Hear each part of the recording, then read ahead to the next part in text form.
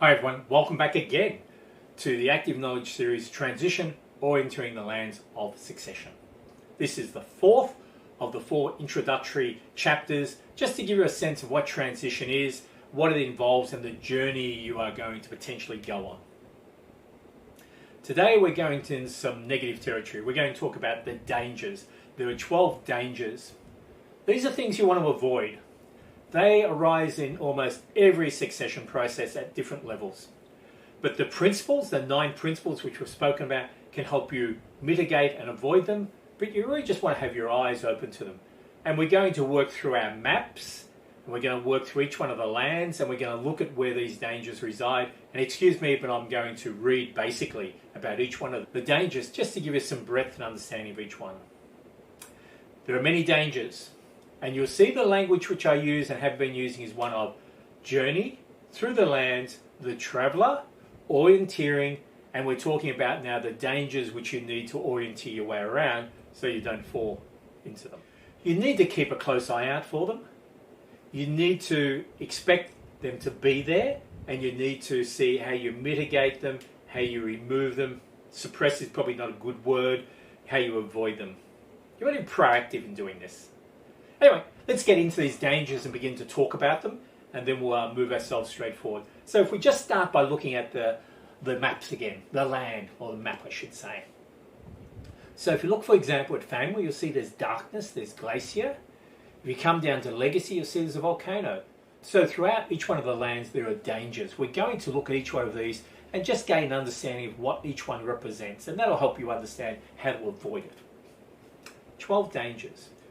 Let me just read through them, and then we'll begin to get into the lands and just see what each one means. 12 dangers, you'll see the list coming up. 1. Lost a forest. 2. Darkness is a path to nowhere. 3. Glacier, icy relationships. 4. Bottomless pit. 5. Volcano, fiery relationships and conflict. 6. Lost ship. 7. Empty treasure chest. 8. Greed and envy, a monster. 9. Quicksand. 10. Barren lake. 11. Merry-go-round. 12. The last one. Falling off the cliff. 12 dangers you need to be aware of and avoid. So if we start, the first one. Lost a forest. The traveller has not sought advice from an experienced guide and has lost their way. So if we look at our little map, we'll see sitting in the land of goals, there is a forest and you are lost in the middle of that forest. Not a good place to be. Keeping in mind that goals is the first land you're going into, you've gone in there and you're stuck. Succession can be a treacherous journey, even for those who have treaded the path before, and many a family have faltered and failed in their succession attempt by travelling alone. The calm voice of an independent succession advisor can be invaluable, as they bring a reasoned and objective voice to the table. Every business is different, every family is different, every individual in that family is different. But the journey of succession is a common trail, and the strategies, barriers and dynamics for succession can be applied to assist you in your journey. It is a path which has been tread by many families before. Their experiences are captured and are being delivered to you so you don't make the same mistakes. An experienced independent succession advisor can use this knowledge and guide you through your journey. Their map of succession will allow you to orienteer your way to the successful outcome you seek. It's difficult to step outside the process. It is difficult to see the forest for the trees. So if you're in the middle of the process, where are you and where do you go to next? If you have the right advisor with you, they'll guide you, they'll take you out of the forest and they'll find your path forward. Danger 1, a lost forest, trying to do it by yourself. And just to close this one out, I'll just go back again to that global research which was done. And again, I mentioned, I think before in one of the other presentations, one of the key things which came back from that group was it is invaluable to have that independent succession advisor. We thought we were capable, we believed we can do it, we are experienced, successful business persons. Having an independent succession advisor made our life so much easier and the journey so much easier, and we wished we had done it at the beginning. Seek advice early. Don't get lost. Danger 1.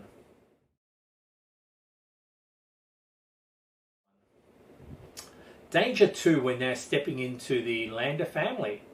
Darkness is a path to nowhere. The traveller has failed to act quickly enough and has been left behind while everyone else has begun the journey to the summit, or their journey to the summit. The music is playing, musical chairs, the music stops, everyone's got a chair. You have not, because you have not yet commenced your succession process. So looking at the map, you can see as you step into the land of family, as you step out from the starting point, it becomes almost one of the first dangers you can hit. There is a real danger in simply being left behind as your peers move forward with their succession plans and you simply do not act. Succession is not optional. At some point, you will need to release your management and ownership of your business. As in all things, it is better that you actively plan for and manage the timing to maximize your return, no matter what succession option you may be thinking of selecting. Inaction may arise through a sense of invincibility. I will always be here. I will die at my desk. Or inertia. I don't know where to start. I don't know how to start. It all seems too hard.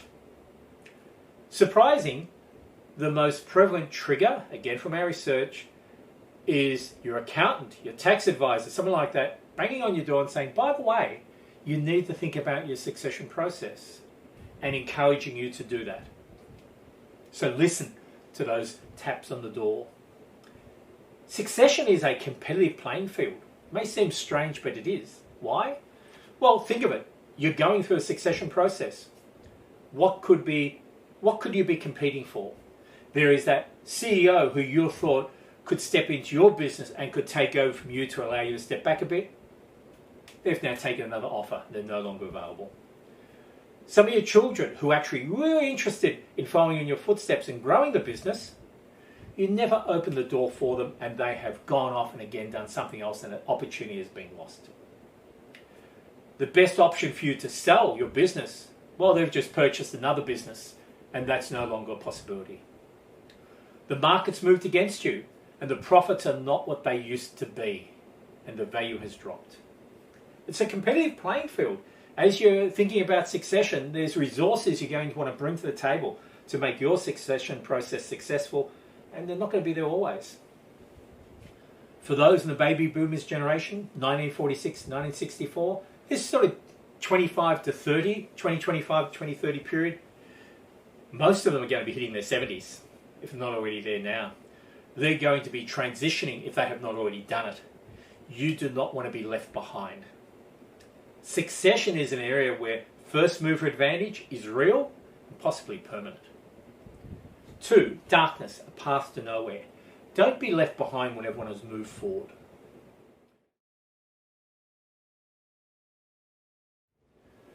Danger 3, glacier, icy relationships. Family members are not communicating with each other and are not participating in the succession journey. So we're sitting in the land of family and you can see the glacier sitting there right in the middle. Whether you intend to transition the business over to the next generation or simply just sell it outright to a third party. If you have family, you will need to engage and connect with them if you want your wealth to compound across the future generations. Siblings at times grow apart and do not have good relationships with each other. And this can be made worse when spouses and partners are introduced into that mix. For an effective succession transition process to be conducted, excellent communications need to exist, and it will be your principal role to support this outcome. Often it's your independent succession advisor who is the catalyst for improved communications and builds relationships in the family, but you need to be the supporter of that. The whole succession process can in fact become the journey and the glue that re-establishes relationships in the family and strengthening and continuing connections. Number 4, the bottomless pit. The separation between family and business is weak, governance structures have not been established, and there is a danger of the business and the family falling into the bottomless pit. So if we go back into the map and have a look, we will see the bottomless pit actually sits at the intersection of family, business, wealth, goals, and legacy. You do not want to fall into the bottomless pit. Most successful businesses had their start in the form of a family business and progressively grew through sweat, sacrifice, and work of that family to a much larger family business. The business is part of the family and the family is part of the business. However, there comes a time in all family businesses that a separation must be created between, let's call it family business and the business of the business.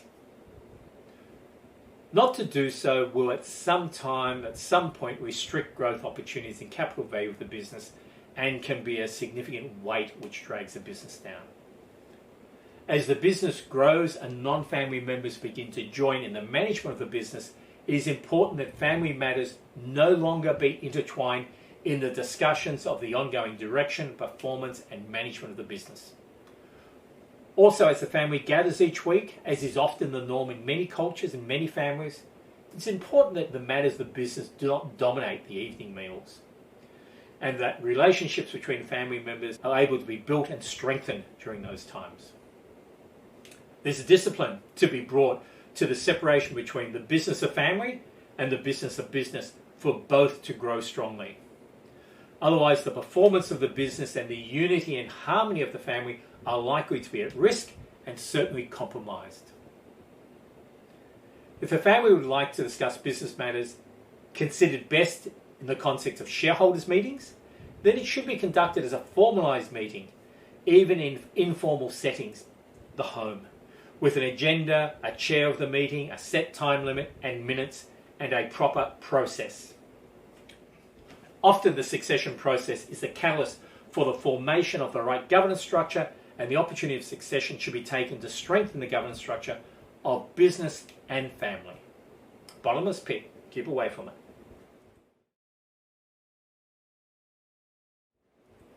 Five, volcano, fiery relationships and conflict. Family harmony has not been achieved and conflict has erupted within the family. So now you can see we've slid over into the land of legacy.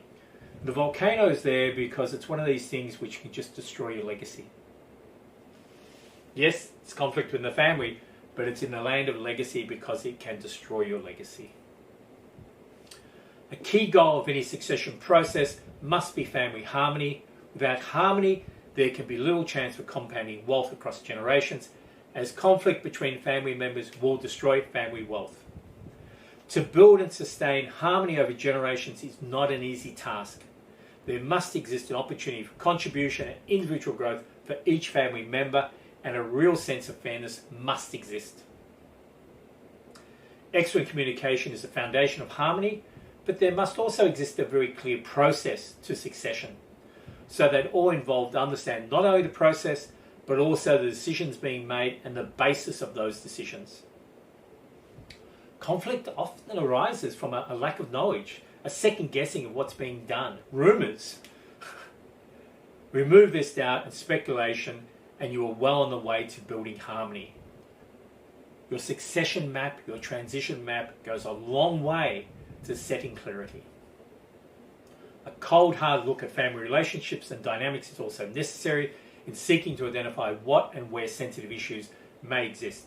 Once identified, proactive steps may be taken to address these so they do not become a burning issue that erupts at some future date. Family harmony must be created and sustained even in the happiest of families during the succession process. It is unlikely to occur by itself. In the land of legacy, fiery relationships and conflict must be settled if a legacy is to endure, and often these conflicts are themed around who is in control, who's getting what, and are quenched through a robust and equitable governance structure and clarity in the succession process and clear connections and communications with everyone. Volcanoes, keep clear of them.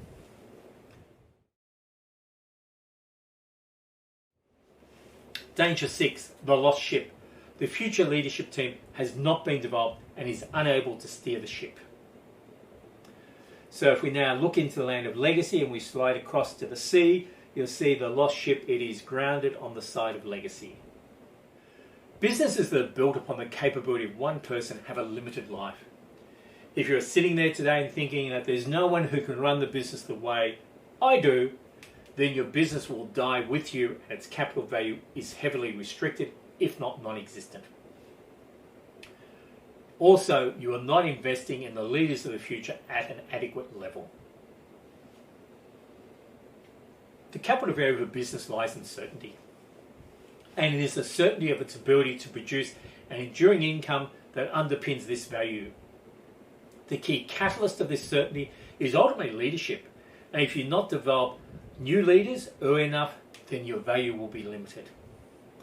You must always have an eye to leaders in your business at all levels and parts, and you must always be focused on developing leadership skills and traits wherever possible. If you do not see this capability in your organization, then you need to create the space and time now and develop it. Future leaders take time to gain experience and to mature. This can only occur if you provide them with the opportunities for experience and mentor them on this journey. This process takes possibly years and is certainly not months. Also, no one is going to lead the business the way you did, and you should not be seeking to breed or to find clones. So if you do not see anyone who can lead the business exactly the way you did, then this is probably a good thing. What made the business successful for the last 40 years is unlikely to be what will make it successful for the next 40 years. You need to grow leaders who can take the business into the future, not seek to repeat what worked yesterday. How do you know what type of leaders you need? Well, a good starting point is to look to the strategic business plan for your business. This should articulate its future course and thereby provide guidance to the challenges the future leaders will need to face and help you make that decision. 6, lost ship. You must build the future leadership of your business to allow it to continue and to underpin that future capital value.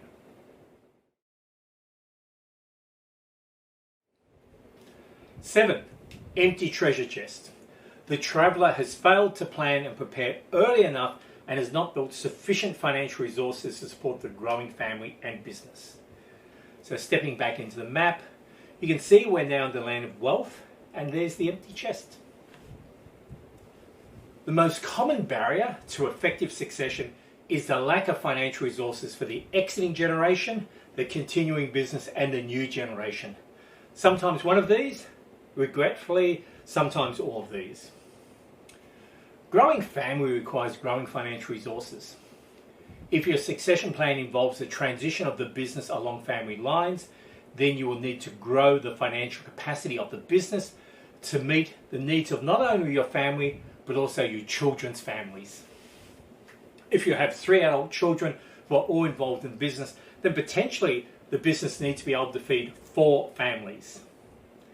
And if you want to step back and take some capital out, then the business must either have the surplus capital or be able to raise it, or you will potentially be loading the business up with debt, which is not a good thing.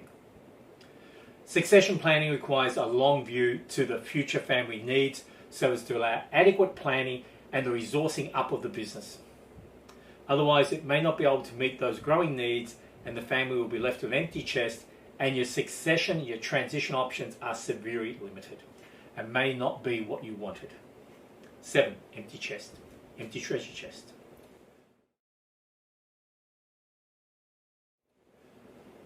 Stepping forward, number 8, greed and envy, a monster. Family members are envious of the positions others have achieved and the personal interests, greed, are overrunning the family. So if we have a look at the land of wealth, we can see that little greedy figure sitting up there in the top right-hand corner. Greed and its sister envy are poisonous to any succession process and will work against the compounding of wealth across and even within generations. Their source can be varied, but they must be actively guarded against and not allowed to gain a foothold. They will first emerge as icy relationships and then quickly move to fiery relationships with the ferocity of a wind-driven bushfire destroying all in its path, with little chance of restoration in the short or medium term. It is not unusual for events that have caused a family breakup to be carried through generations. Pride and self-interest are often seen as the cause of these agents of destruction, but the catalysts are the failure to communicate and a failure to retain an eye to the future. The enablers of succession are sown early within a family through the values and the principles that are established and which form the cornerstone of the family and the business.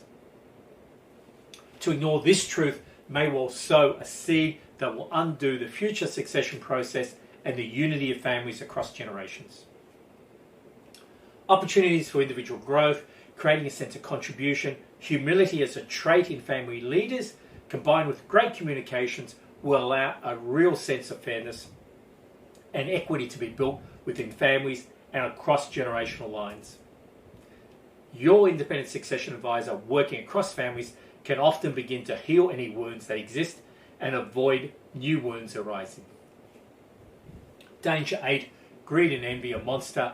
You want to make sure it never has a chance to emerge, grow, or take a foothold.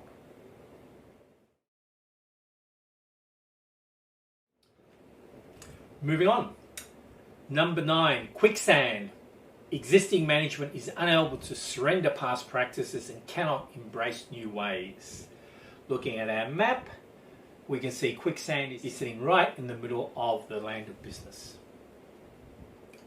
Change is constant, and the needs of your customers are continuously evolving, driven by globalization, the internet, digitalization, artificial intelligence, and I'm sure many other things.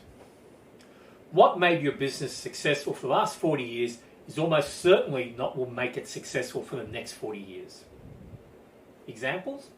Well, businesses which have been built in countries through periods of industrialization, the growth of a middle class, or simply relationships in these developing economies, well, they're likely going to have to be built on new foundations for the future because they are part of the history, they are not part of the future. And the new generation of managers and owners are going to have to find another way to grow the business. Success can at times be the barrier that stifles change. What do I mean? This sort of language. Why try something new when what we're already doing works so well? It's my history which are challenging. Can often be the paradigm which will strangle the business as it seeks to transition across generations. The new team is seen as inexperienced, they're untested, they have academic education that didn't exist 50 years ago, they have a whole range of ideas and a language which just seems a bit strange. And you add to that a set of values which can often challenge the sensibility of an older generation, and you have the barriers that will slow down dramatically, if not close out, the succession process. What did I just say? The incumbent generation, the new generation, typically will not think the same. That should not be a barrier to succession. It has to be managed. Change is hard, and when combined with the succession process can even be harder, especially for the incumbent team to surrender the past practices which have worked so well for them and to embrace new ways from an over-eager new generation possibly which have not been tested or proven. But a path must be found for a comfortable transition across to the new team who are equipped to respect the past and adopt their learnings and experience while seeking new paths and practices which will support the successful growth of the business for the next generation in possibly a totally new marketplace as the environment which they're trading in. 9, quicksand. Must avoid it.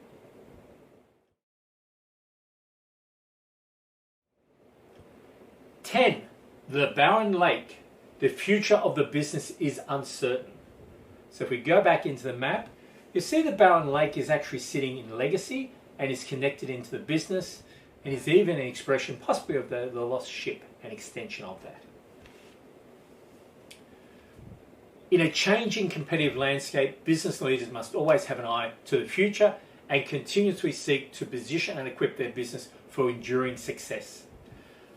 As businesses mature, they can readily reach a point of comfort, that can quickly translate into decline. Think of that life cycle.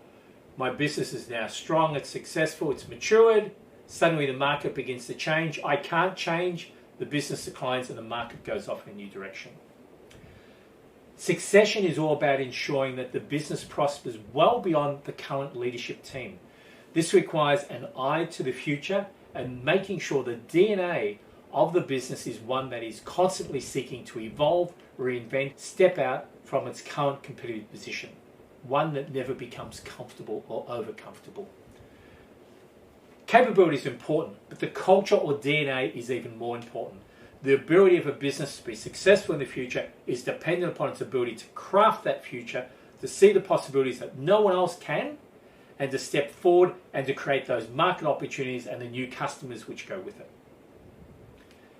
If business keeps looking back and relying on the past to provide the future, then its days are surely numbered.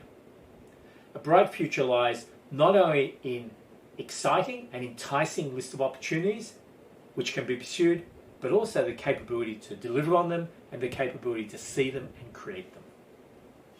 Baron Lake, the future of the business is uncertain. In your succession process, you want to ensure that the future of the business is very clear and very certain.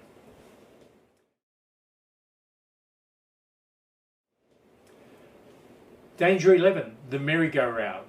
Indecision rules the camp and the succession journey has faltered. If we look at our map, we can see the merry-go-round is sitting up in the land of decision.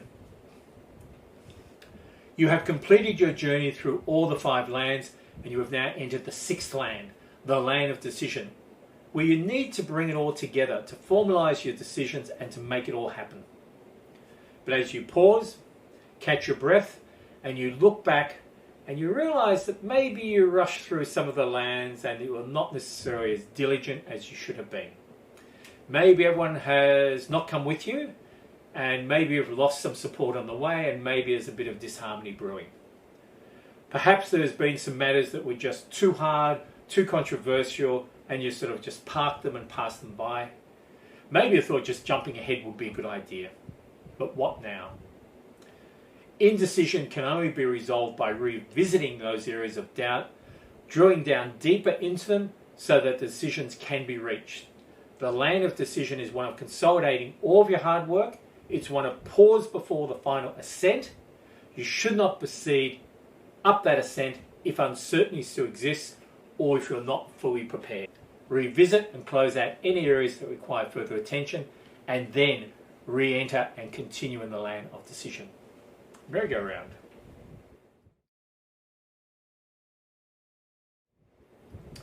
The last of the dangers, 12, falling off the cliff. At the final ascent, that is the execution of a succession plan, focus and endurance is not sufficient to deliver on the final plan. So we look at the map and we see we're right at the pinnacle, almost at the summit, and we've slipped and we're coming back down again. All of your succession plans are completed and everyone as best they can are on board and are ready to proceed. All the necessary advice from lawyers, taxation advisors, bankers, all of that has been gathered. It is now necessary to make it all happen, to bring it all about, and this possibly is one of the most difficult parts of the succession process. You're at the very edge of finishing. It's now real. It's not just talk.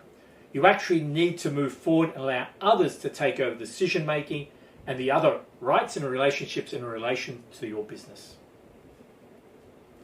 Do not underestimate the difficulty that this may cause. Many succession processes have fallen apart as sufficient effort and resources were not deployed at this stage. It will require focus and a real diligence in ensuring not only that all the paperwork is completed and put in order, but also that relationships are sustained and built, that decisions are enacted, and that everyone steps into and up to their new role.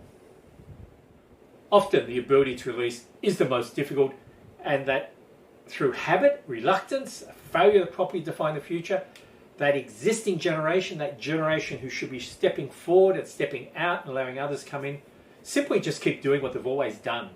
And that new generation of leaders are effectively just blocked. A very clear plan with each step mapped is important, as is also a clearly articulated future for that exiting generation that is enticing, it's been created during the succession process, they support it, and it's one of the first actions to be executed. Very simply, expressing it in this way, don't expect me to leave if I have nowhere to go. This has been my life. So part of the succession process is that future for the generation who are now stepping away from the business. Falling off the cliff. It's one of the reasons why sometimes it just doesn't happen.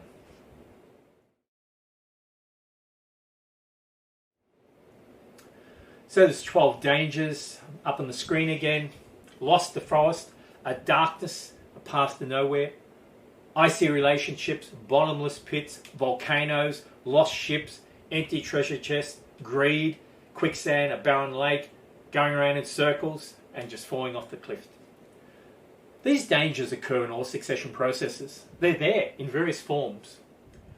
Be on the lookout for these dangers. They are real and they do emerge in most succession processes. The guiding principles will help you to mitigate them, and your independent succession advisor will be there guiding you past them so they do not cause you trouble. Again, I thank you. This is the fourth of this introductory series, the last of them. I thank you for your participation. I hope your time with me has been of benefit to you. Again, you'll see coming up on the subsequent slides an email address.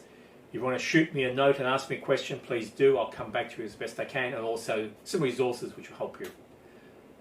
The next series, we're going to be digging into the individual lands and beginning to unpack the work which is going to be done in each land. I hope you'll join me for those as they begin to come forward. But again, thank you very much for your time. Thank you for your participation, and all the best in the future. Thank you.